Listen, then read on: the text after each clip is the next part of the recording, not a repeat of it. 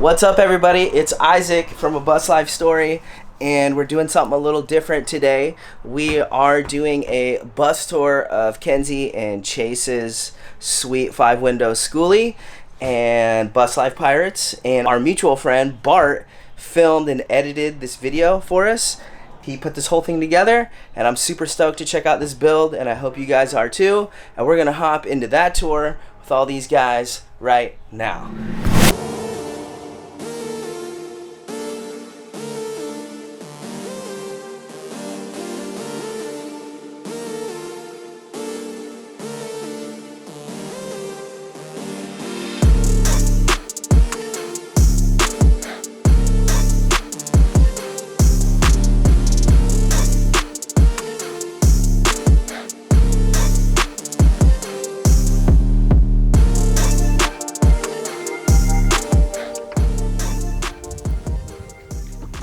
Going. We're the Bus Life Pirates. I'm Chase and this is Kenzie. And we live full-time in our 2014 E450 5-window SKOOLIE. So I'm going to go ahead and show you around the outside of the bus, let you know a little bit of what we got going on, and then Kenzie's going to show you the inside. Alright, so one of the things we did change out pretty much right away is we went to all-terrain tires for all 6 tires on the bus. Just gives us a little bit, we're not 4-wheel drive, so anything that can give us a little more traction helps. So did upgrade to all terrains. The bus is 22 feet long and it's about 8.5 feet wide, and we do run a gas motor. We have the V10 Triton. We do have an upgraded version of that. All the versions of Tritons have aluminum heads, so they blow spark plugs. Ours has a steel head in it, and a little bit more compression in those pistons for those of you who care.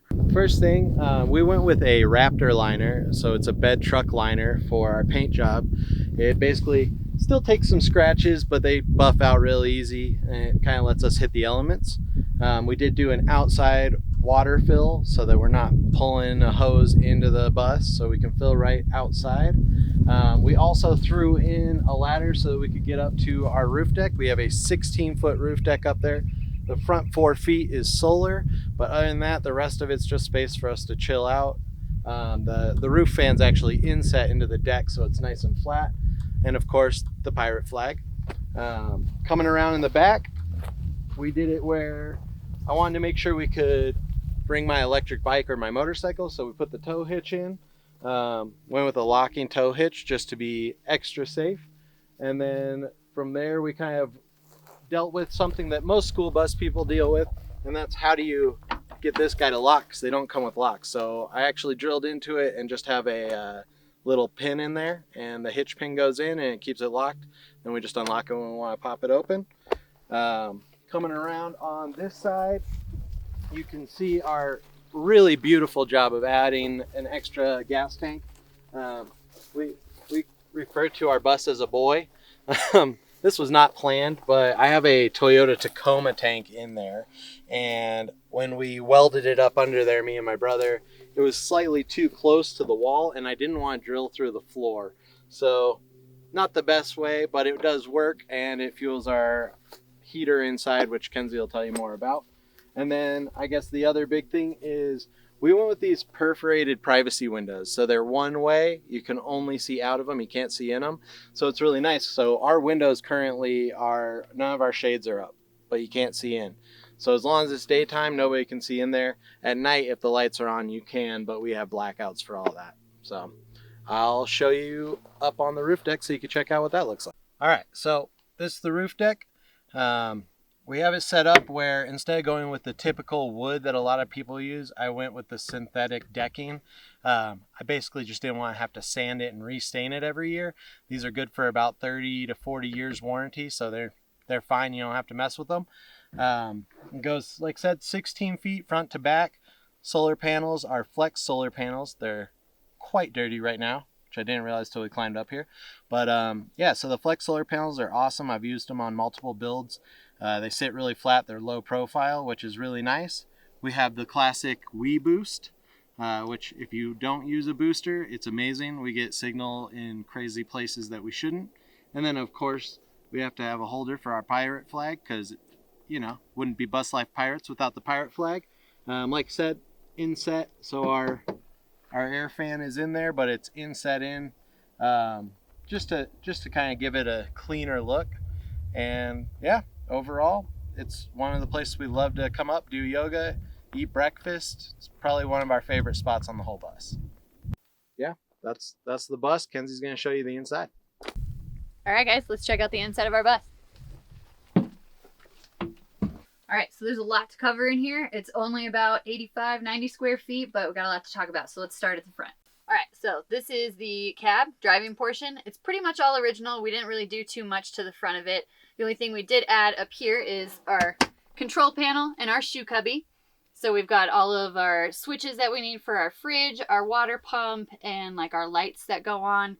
And then we have some shoes stuffed in there, along with some knickknackies and grocery bags. All right, so right up front, obviously we have some stuff that hangs in the way, but these are our light switches. So I separated the light switches. I call it an alien light. So I made it so that I have a single light that shoots down, so it's on its own separate switch. All of them are on dimmers, so that way I can either have all the lights on, a single light on, or just two lights over the bed on. Kind of gives us some different choices. And then we have our fridge control, our water pump control, and things like that. So, and then we have a couple of extra bays, and then obviously some, 110 as well as DC inputs on there as well. All right, like I said, it's all pretty original up here in the driving cab. So we kept all of this metal. Magnets are our best friend in here. So we have curtains, privacy curtains that shut off the cab from the living portion, which are all on magnets. And then we have kind of the original emergency hatch where we just have a couple of extra things stashed for like bathroom, emergency kit, first aid kit, all that jazz. And of course our sticker wall. Proof that we go to a lot of breweries. All right, right here behind the driver's side or the driver seat is our closet. So we actually built this out in case we wanted to add a shower later. It is a 30 by 30, but we've got 5 drawers right here. We have a his and hers closet kind of. So Chase's side, my side.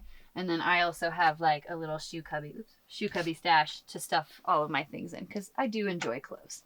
That's for sure. So that's our closet. All right. And then at the bottom of the closet, we have our bathroom compartment. So we've got all the things we need to shower in these 3 cubbies, and then the classic Nature's Head composting toilet.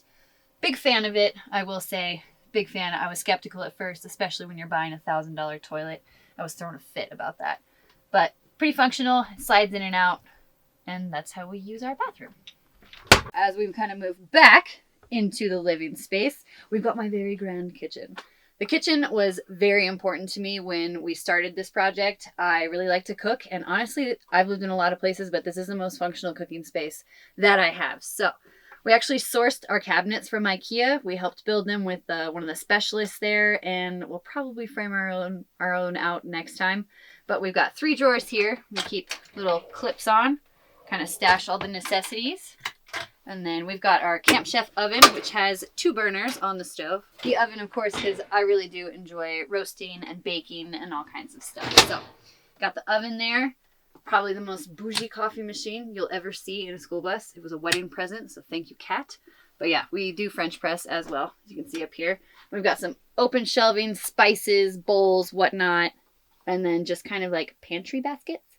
We like to put the produce in, all that jazz. Keep moving down into the kitchen. We've got our big drawer, which houses some cleaning products, trash can, all that jazz, microfiber cloths. And this part is actually sneaky cover for our sink. So Chase built this out so we could have a cover so I'd have more workspace, but we've got a cutting board that's inset to about an 18-inch deep sink here. And this is our 3rd faucet because we live in Colorado, it gets cold, and we've broken 2 of them. So that's our 3rd faucet. But it's nice that this just kind of insets there, and then we've got our drying towel for when Chase does dishes because I don't do that. So lots of nice counter working space. And if we come under here, we do have an ice coat chest. It's taken a lot of getting used to for me, just the chest style of pulling it out and trying to stack stuff. So I'm getting there, but it's not my favorite thing. We might switch it out. We might keep it. But this also has a locking pull on it just because it does slide out and it's very heavy. You don't want to get hurt with that. Continuing with my big lovely kitchen. I forget who I saw this from, but it's kind of open concept, the mason jar rack. So we've got all kinds of snackies, kind of the goldfish bar at the moment because we're goldfish people. But yeah, it's just easy access. They all kind of twist off. Eat some chocolate chips. Put them back, or eat all the chocolate chips. And they just twist back on and they're good to go.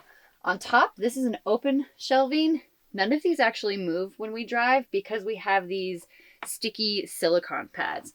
They're our best friend. We keep them all over the place, but if you have them, I highly recommend them if you live in a vehicle, but you stick them down, you stick something on top of it, and then they don't really move. So very cool thing to have, especially if you live in a bus or a van or an RV. All right, and Chase kind of mentioned that we do have the one-way vinyl, so you can obviously see outside, but nobody can see in here, which is really nice. Essentially living like a turtle shell. But we do have extra curtains because we like it very dark when we sleep. Everything's on magnets still, so we just lift them up and then they hook to the frames of the window and we're completely shut in basically. But we kind of keep them either all the way up or halfway down, especially if we're somewhere beautiful, we can drop the window all the way. So yeah, magnets are our best friend. We use magnets on as much stuff as possible. We even house more magnets on our little washers that are up on our ceiling. Our ceiling is a cedar tongue and groove that we put up. And I think it's nice and light, brightens up the space. And like I said, I'm about 5'6", 5'7", so I've still got a bit of extra head space. We did not do a roof raise or anything. We just kind of went with it. We're shortish people and we're the only ones living in here. All right, and then the back of the bus, we have our bed situated side to side. And we actually Chase thought about it before, but he wanted to have the part where our heads are on the driver's side. So in case we're sleeping on the street, because all streets are on level, our heads are up and our feet are down. So it's not uncomfortable. But we have a RV short queen. We didn't want to go any smaller than that because, we do like to snuggle, but I like my space as well. So I am about 5'6", almost 5'7". Chase is about 5'9", and we're both pretty comfortable laying here. So, and part of our bed, very sneaky, our headboard actually lifts up and we each have our own cubby space. So Chase keeps laptop and cameras and all that jazz here. I keep some of my stuff back in this cubby. And then this one also flips up. We've got our laundry hamper and then just some more storage for camera gear, essentials like that. And then our vacuums at the very, very bottom. We did make sure when we built this, we have puck lights that are above us here. So we actually have a switch right by the bed. So we can pop that sucker off when it's time to go to sleep. And we don't have to get out of bed and go to the control panel at the front. And another one, our footboard is also a hidey hole. So we lift up the butcher block and we've got two different cubbies. We keep mostly like jackets, extra blankies and things in this cubby. And that gives us a little extra storage space, which is important in a bus. Just like the front of the bus, we kept the original metal on here because magnets are our best friend.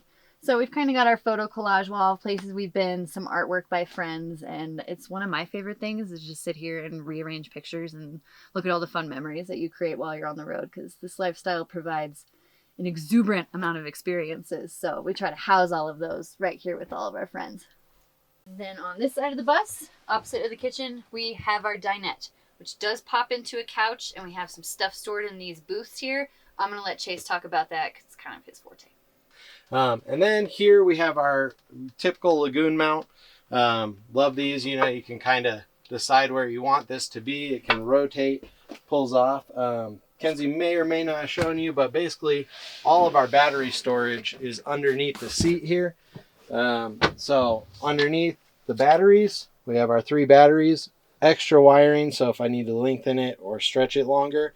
And then below here, I built an insulated box under the battery is where our heater sits. So our heater is actually inside this box here, but the whole thing is wrapped in heat foil to make sure that nothing catches on fire. All right, so obviously just like this one, we have some storage under there. The wheel well is also under there.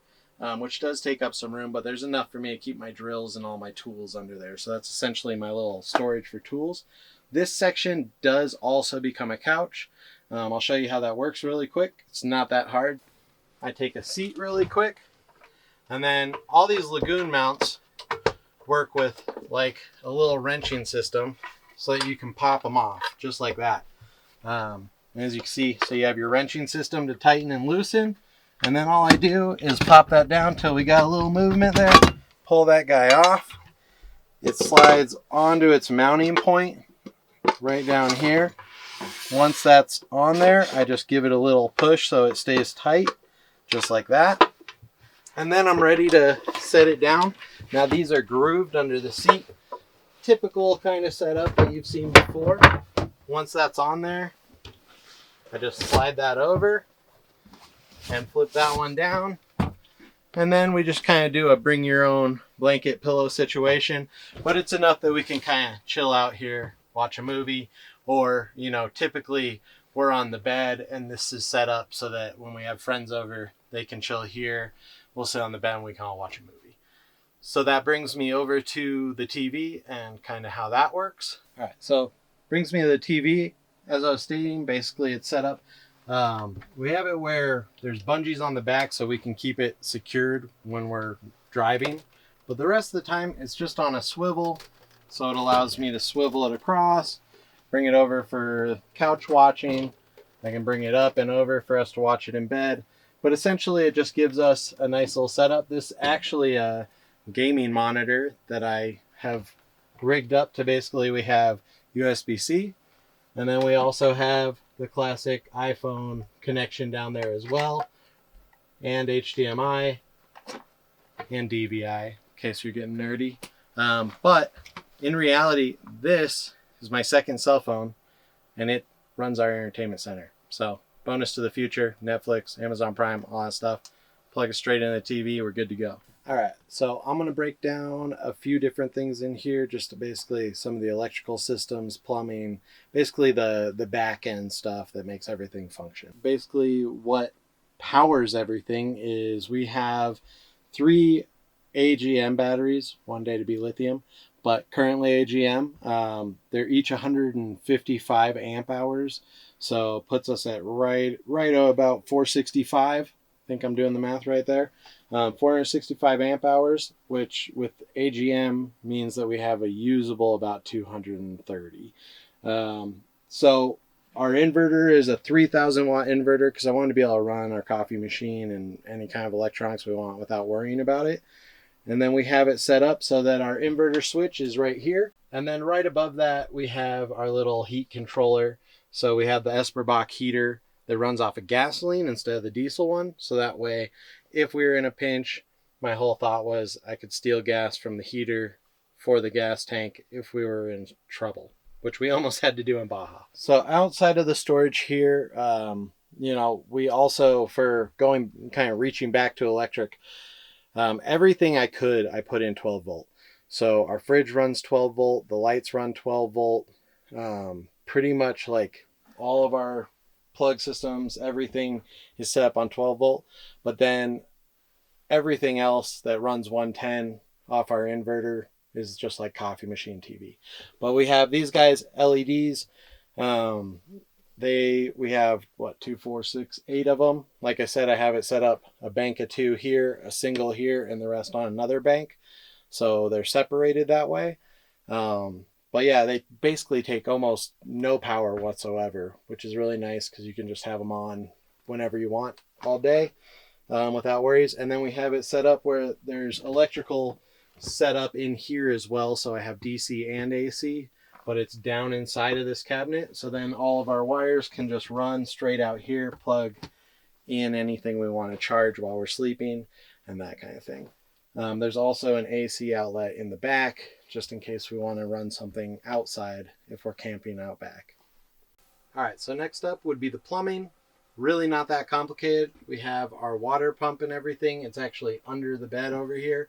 So everything's side mounted and then runs behind here, straight to our sink.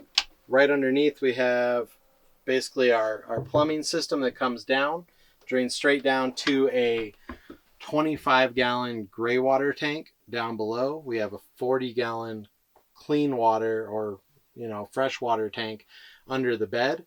And Kenzie, I'm sure, showed you her kitchen setup and sink. So it just drains straight down there, and then we have an external release outside to drain the gray water also have that for our fresh water in case for some reason we need to clean it out or run it through a rinsing process. All right, so giving you an idea, as far as storage goes, we obviously have the storage that you can see between the closet and the drawers. But we also, a ton of our storage is actually underneath the bed. I have it set up on a hinge system. Eventually I'll put, gas struts in there. I have it. I even have a pneumatic one. I just haven't installed it yet. But essentially, this whole thing lifts up. And so you can see under here, we got all of our storage, water tanks back there, extra stuff, sand tracks, all that. And then this just comes right back down, sits in place, and you're good to go. All right, so a quick little breakdown. Basically, I built the entire bus by hand. So pretty much everything you see in here was not prefabbed, it was built. The only prefab items in here is the drawers, which I think Kenzie mentioned. These are IKEA drawers, but countertops are acacia wood. I routed them myself from raw wood, built the whole thing out, stained them, lacquered them. So that was all hand done on those guys. Same for the acacia the whole way across. Did the cedar tongue and groove on the ceiling. Also just love the way that cedar makes the home smell. So that's nice, and I like the look of the tongue and groove. And then for the closet, was my first time building, I guess, cabinetry in a sense, but basically went with a raw oak for the outline, and then these guys are actually just a kind of laminate board that goes over top. So I just use ply, like a 1/4 inch plywood or 1/2 inch plywood as the base, and then use this guy just to give it a little prettier look. And as far as the floor goes, we do have a peel and stick laminate. I don't recommend it personally. In the future, we'll probably switch that out for something else, but it does work. It's supposedly scratch proof or scratch resistant, which we have not found to be the case, but it is what it is. They are floors and they work. Basically, I've done the floor 3 times. The first time I did it, the flooring that we got liked to come apart. So I pulled that out. That was like a tongue and groove pop together floor. That didn't go so well, so I ripped those out. I was going to do a different floor. We have a layer of treated wood underneath. So we have the treated wood first, then another layer of plywood, and then this floor, and also a 1/2 inch of insulation below that, and then also a layer of like basically Dynamat underneath that for vibration and sound. So we're pretty well insulated in the floor, as well as we have 3 inches of insulation in the ceiling, 3 inches of insulation in the walls, just to try to keep the temperatures in here. And that is part of why we do have these guys as our covers. On top of them helping us black out the bus, they also hold heat in and keep heat out, depending on what we want. But yeah, overall, the whole build, I think, took me about 4.5 months. Kenzie helped me with some of it. My brother helped me with some of it, but a good majority of it was just me sitting in a parking lot every time I had some free time and just busting out one thing after another until it looked like my beautiful wife wanted it to look like, because that is the most important thing. As they say, happy wife, happy life. Speaking of which, I'll bring her back up here and we're going to answer a couple questions so you can get to know who we are.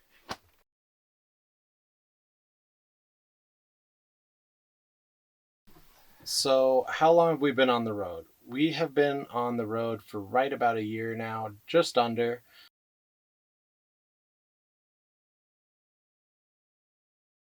And how much did the cost of the build run us?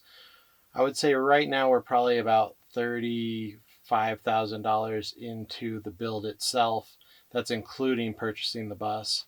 Probably closer to 45,000 if you consider the fact we put a brand new motor in here. Yeah.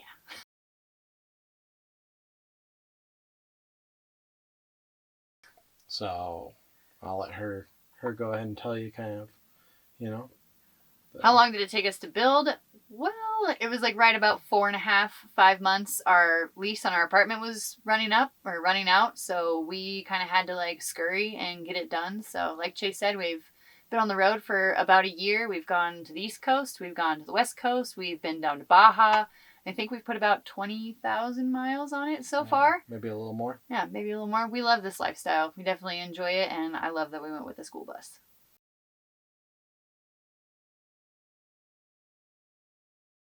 Is there anything I would change in the build? Yes. I would change the floor. I hate the floor. Outside of that, I maybe would have put in a shower, though I did build the closet in the exact dimensions of a shower, so that could be something we could add later.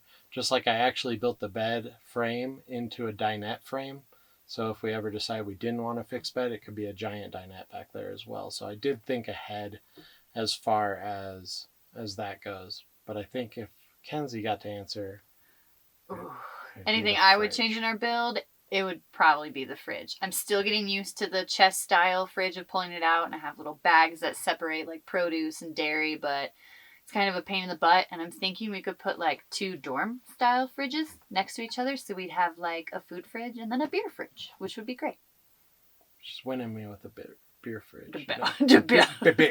The beer fridge. Definitely winning me there.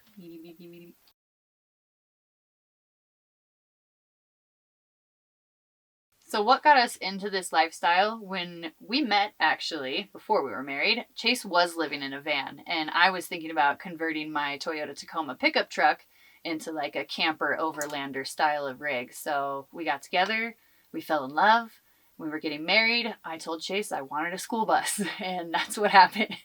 Yeah, I had essentially, as soon as we got together, I kind of parted from living in my van so that we could do the traditional life of, apartment and full-time work and all that. And after about 3 years, I was like, please, I'm ready. And she was like, school bus. And then COVID hit, and it was like, well, what better time? So I've been in this lifestyle for a long time. I love it. I love that I found a beautiful wife that also loves it. So, hashtag blessed. Gross.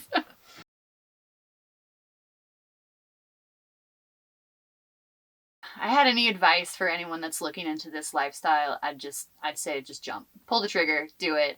There are always going to be like bad things that come with the good, but the good far outweigh the bad, and the experiences we've had on the road have been amazing. Trials and errors, but overall, like, I wouldn't change this for anything. You can give me the nicest apartment in Denver and I'd still want to come live in my little turtle shell. Yep, just make it happen. You don't have to have this be your first rig. There's plenty of people. I mean, you can look it up. There's $1,000 builds, $1,500 builds. Like if you can get 1 week of work, 2 weeks of work set aside, that's enough to at least get started. And you probably already have a vehicle. So that vehicle might be worth enough to get a vehicle that lets you start this. But don't think that it has to be a bus or a van. People do it in Honda Elements and little Transits and all sorts of stuff. So it's like she said, just jump.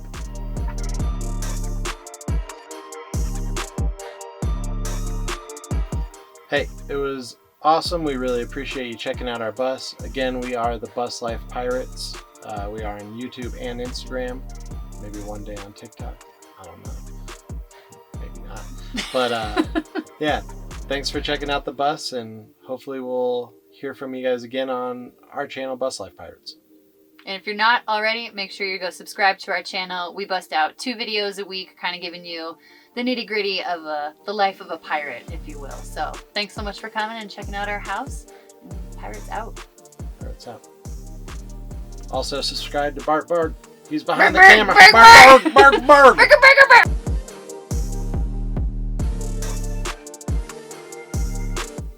Is there anything we would change in the build? Well, yes. I would change the floor. I hate the fucking floor. You can't say that. Crap. Okay.